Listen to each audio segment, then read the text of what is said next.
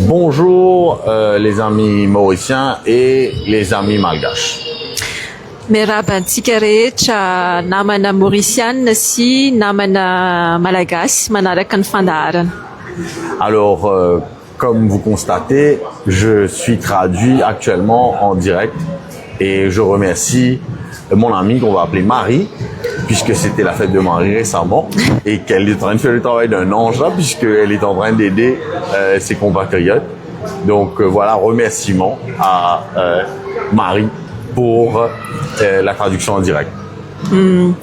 Juste, si tu peux juste traduire que c'est un remerciement pour la traduction en direct. Ok. Nanolotra fisaoranao anazy zany izy hoe amin'ny fandikateny de zay. Alors, cette vidéo est spécialement à l'attention des malgaches qui ont l'intention de venir à Maurice ou qui sont déjà à Maurice. Ty vidéo ty zany de ho an'ny malagasy miasa eto amin'ny Maurice na manam-pikasana hiasa eto Maurice. Pour ceux qui sont déjà à Maurice sur un visa touriste, Ho an'ny olona zay efa eto Maurice fa manana visa touristique, alors, et qui travaillent déjà, manana visa touristique nefa efa miasa sahady. alors il faut absolument prendre contact avec moi si la situation dans laquelle vous êtes vous semble anormale ou abusive. Ny tokony atao zany raha ao anatin'io trangan-javatra io nareo, zany hoe averiko indray hoe visa touristique nefa efa miasa eto Maurice, donc ny tokony atao de contacter an'i Ramsey hitanareo amin'ny vidéo io de tantara anazy hoe zao ny trangan-javatra zay hitanareo hoe tsy de tena ara-dalàna loatra. Voilà. Et surtout, il faut bien comprendre que rester dans cette situation ne va jamais vous permettre d'avoir un visa, permis de travail, tel qu'en fait vous le souhaitez. Ny fanzavatra tena tokony ho fantatra moa zany ary tokony tena hitandremana de hoe raha hoe ao anatin'io trangan-javatra io nareo de tsy sarotra ny mahazo visa de travail zay hoe tokony ilainareo raha hoe te hiasa ara-dalàna eto Maurice nareo. Alors, il faut aussi que vous sachiez que ce n'est pas forcément de votre faute et que si vous pouvez, c'est pour ça que moi je vous invite à prendre contact avec moi parce que dépendant de la situation qui vous a amené à Maurice, il faut trouver une solution pour que vous ne soyez pas interdit du territoire mauricien une fois que vous allez quitter le pays.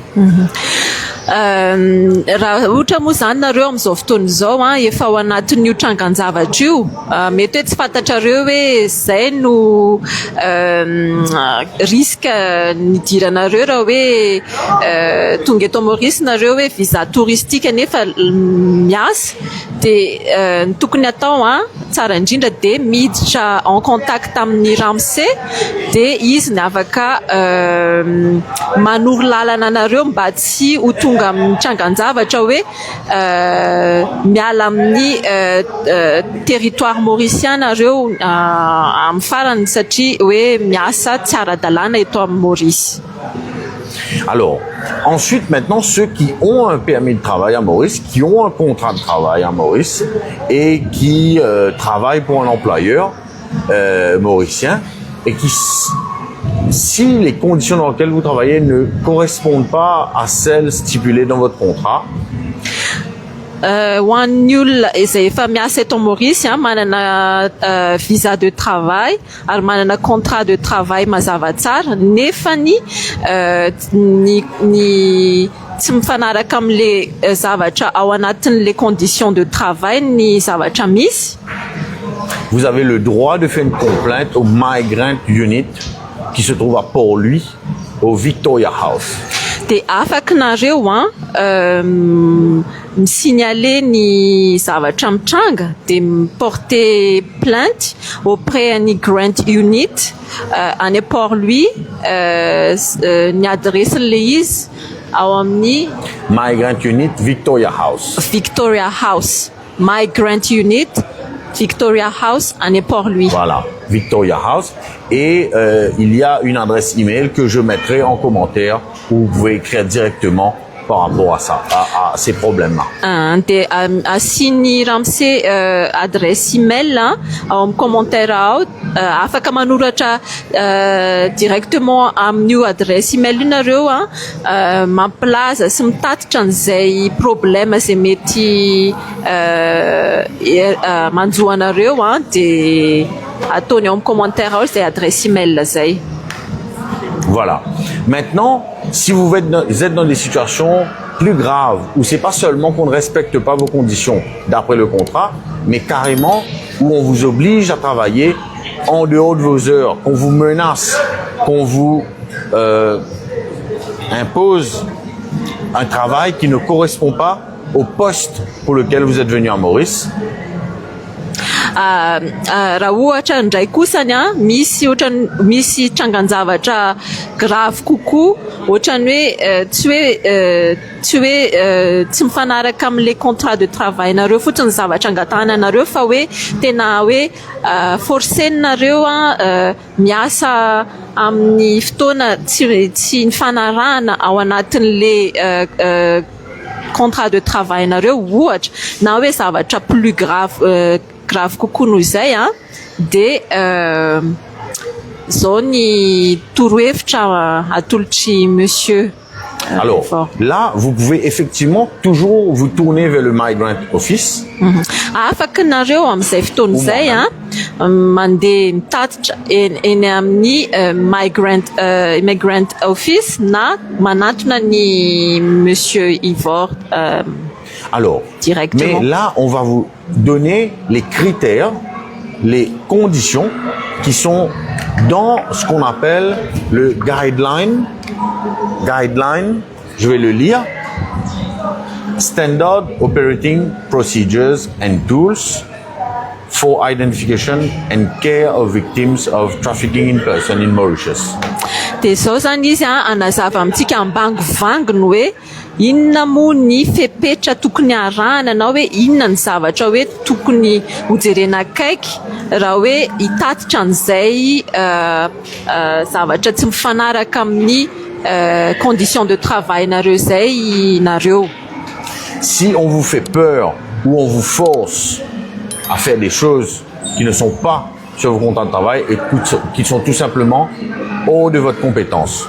Raha ohatra ny hoe mampitahotra anareo mpampiasa anareo hoe mamorsi anareo manao asa tsy voafaritra ao anatin'ny contrat de travail nareo ohatra. Si on vous empêche de sortir en dehors de vos heures de travail dans le local où vous êtes, votre dortoir, si on vous empêche de sortir, raha ohatra nareo ka tsy avela mpampiasa anareo mivoaka ny trano fatorianareo na hoe dortoir anareo ohatrany hoe amin'ny ora tsy fiasanareo. Si on vous a pris votre passeport, raha ohatra ka nalain'ny mpampiasa anareo ny passeport nareo, si on vous a dit de venir avec un visa touriste et que vous allez avoir un travail et un visa de travail ici. Raha ohatra nareo ka nasain'le mpampiasa tonga eto Maurice amina visa touriste de nampanantenainy hoe rehefa tonga eto de mahazo visa de travail sy contrat de travail. C'est une fraude ou un mensonge, on peut dire, qui vous catégorise comme une victime de trafic humain.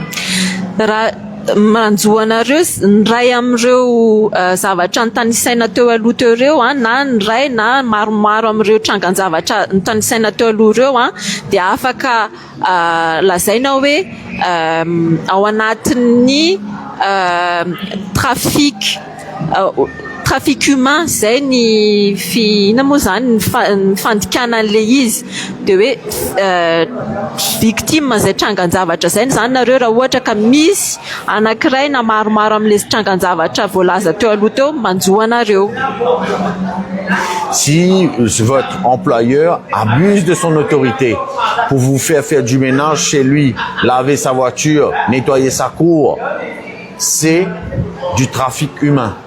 Raha ohatra ka ny mpampiasa anareo ohatra hoe miforce anareo hoe manasa ny tomobile na manao ménage any an-trano dia azo antsoina hoe trafic humain koa zay. Le trafic humain zany fomba fiteny hoe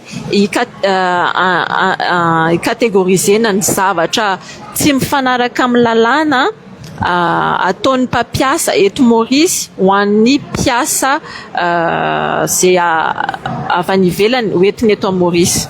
Si on ne vous donne pas votre salaire tel qu'il est mentionné sur votre contrat de travail, et si vous faites des heures supplémentaires et ces heures supplémentaires ne sont pas payées telles que ça doit être d'après la loi mauricienne, donc ça veut dire 1 fois et demi le rate applicable, vous êtes aussi victime de trafic humain.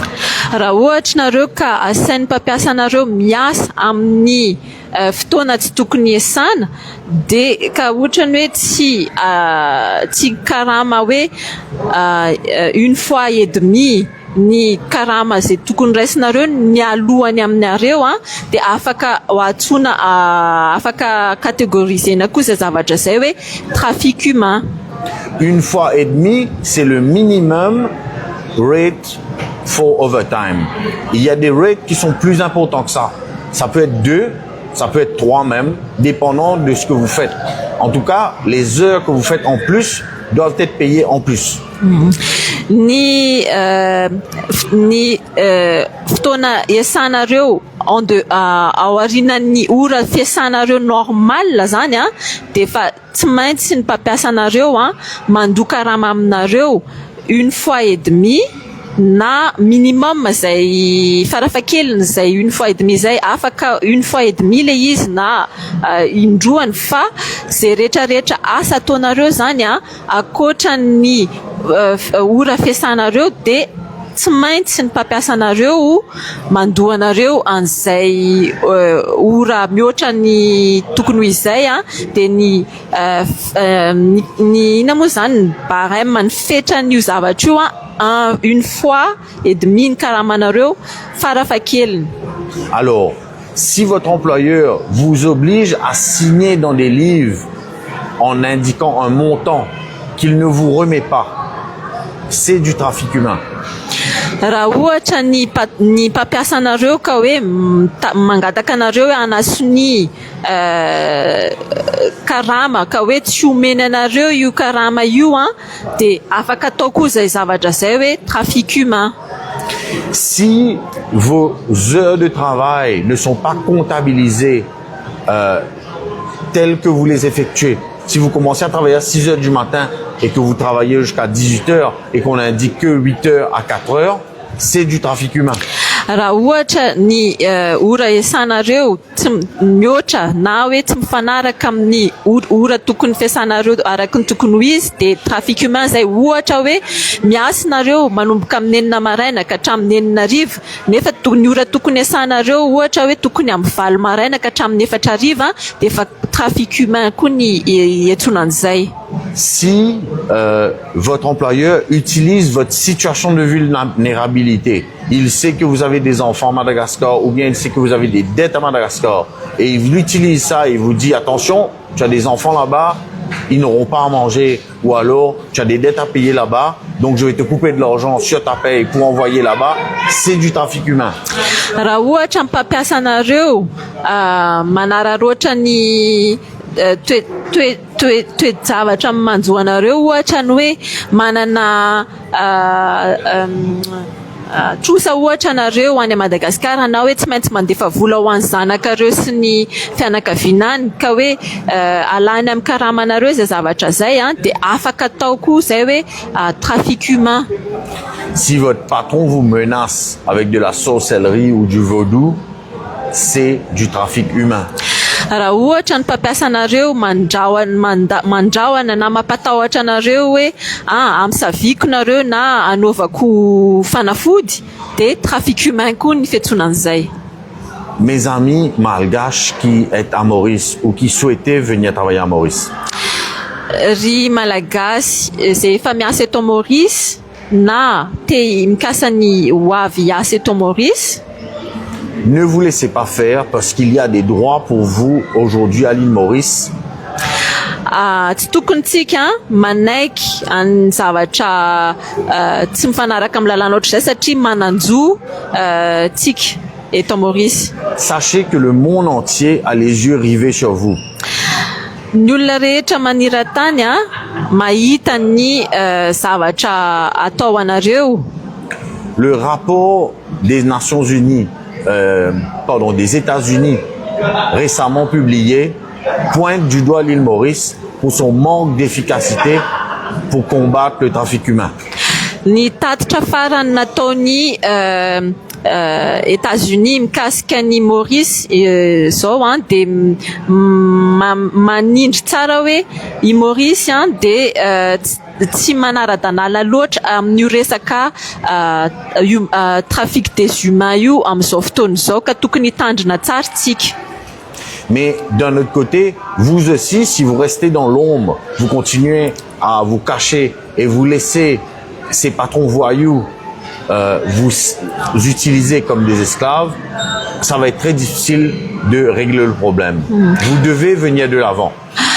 Fa raha ohatra kosa moa zany tsika hoe raha tratran'izay trangan-javatra zay ka hoe mijanona any amin'izay misy atsika antsika fa tsy manantona ny olona tokony hitanenana sy anaovana tatitra momba n'izay situation sy ny trangan-javatra misy atsika zay de tsy manampy atsika zay fa ny tokony atao zany de manantona ny olona tokony afaka hanampy atsika mba ahafahana manampy atsika moa zany zay zavatra zay satria raha mijanona any amin'izay misy atsika antsika tsy afaka tsy misy inona afaka ataon'ny olona mba hanampy atsika amin'izay zavatra zay. Alors, je vous remercie pour votre attention et vous demande bien sûr, comme d'habitude, de commenter, de liker et de partager cette vidéo pour que le plus grand nombre puisse être touché par ces messages très importants qui ont été traduits en malgache. De misaotra anareo nanaraka ny fandaharana de aza misalasala mizara an'ity vidéo ty amin'ny namana sy ny olom-patatra rehetrarehetra hoe fantatrareo tokony afantatra n'le resaka natao teto satria tena ilaitsika olona miasa eto Maurice na hoe mikasa hiasa eto Maurice zay resaka sy tafatafa natao teto androany zay. Merci beaucoup et à très bientôt. Misaotra tompoko de amin'ny manaraka indray.